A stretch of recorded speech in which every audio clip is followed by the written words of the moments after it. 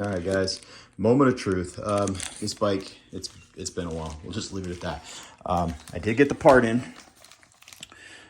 This is the new old stock seal that I picked up. I believe it is actually going to work. If you guys remember, it's been a long time, but the last video, that seal that came with this kit just fell right in there. So this one seems like it's going to work. Somewhere over here, I've got to get all the parts back out, find the rest of the front. I think it's the Speedo key, or the little pickup, if I remember right, that goes on this side. So anyway, I'm gonna get that part. We'll see if we can get this thing, get the front wheel put on this bike. If I can get the front wheel put on, I can get these forks put in place, get all this tightened up, and may even get the rear shocks put on it.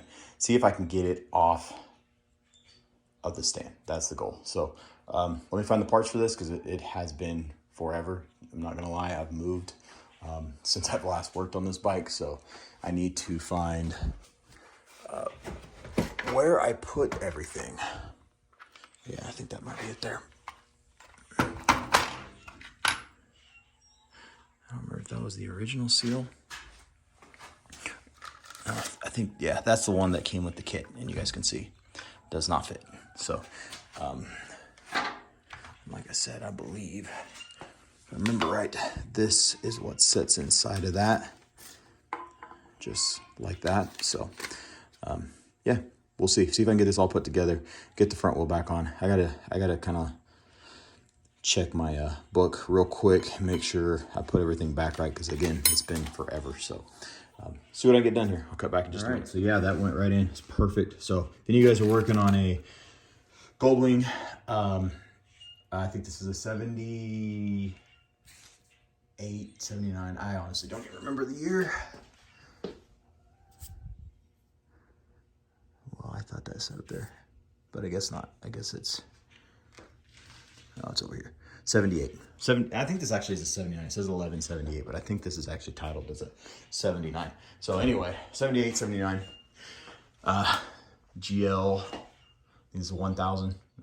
Again, it's been way too long since I worked on this bike. I think it's a 1000. But anyway, if you're working on one of these, I'll have the actual year and stuff in the description. But here's your part number. So again, this was the biggest pain in the butt to find. Finally got it. It's kind of what held this whole thing up again. Really wanted to have this bike done over a year ago, but before we moved, and that's, yeah, just the way things kind of work out. So got the part in, finally got it on. Now I am ready to get this front wheel put in and hopefully make this bike a roller again. If I can get it where it rolls around, yeah, I think hopefully that'll give me a little motivation to put it back together. So we're gonna keep working on this. See if I can find all the spacers, the bolts, all that good stuff. Because I'm really not sure what else. I know you got some of these pieces that go up in there. And there's some different parts here. So let me get through the rest of this and we'll see what I can get put back together here. All right, guys, I think I'm gonna call it a day. Got the front end all put together. Basically, everything's kind of loosely hand tightened, basically, just to get it to roll around. Yeah, went together fairly decent. I got some bars on it just to help me move it around, make it a little more manageable. I'm not sure what I'm gonna do with this yet. I may leave it, may pull it off and paint it. Got the rear shocks on the bike.